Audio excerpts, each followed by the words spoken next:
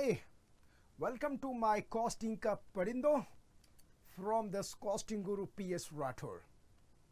आज की क्लास में हम पढ़ेंगे कि डायरेक्ट लेबर का कुछ एग्जाम्पल, ताकि जब हम क्वेश्चन पढ़ें तो अपन ये देख सकें, समझ सकें कि ये डायरेक्ट लेबर है या नहीं है, क्योंकि ये ट्रीटमेंट पढ़ना अपन को जरूरी है, राइट।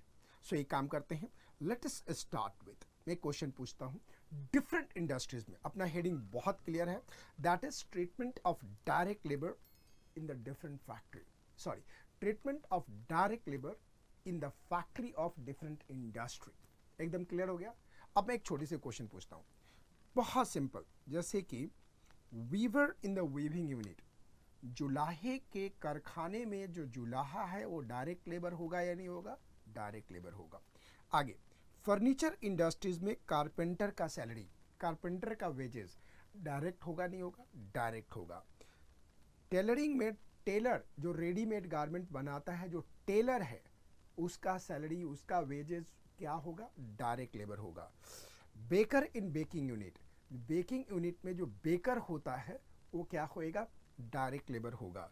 हलवाई इन कॉन्फेक्शनरी यूनिट, जो मिठाई के दुकान पे जो हलवाई है वो जो होगा क्या होगा? डायरेक्ट लेबर होगा। Washer in dry cleaner unit, यानी कि ड्राई क्लीनर में जो साफ करता है कपड़ा, धुलाई करता है, that's a direct labour.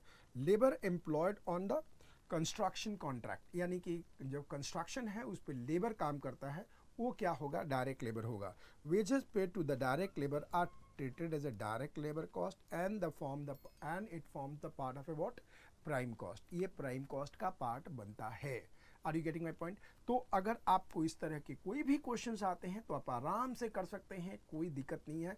And ये स्टडी मटेरियल का कंटेंट है, आप इसको इग्नोर नहीं कर सकते, इस बात को समझने की कोशिश करना, ठीक है? That's what we understand.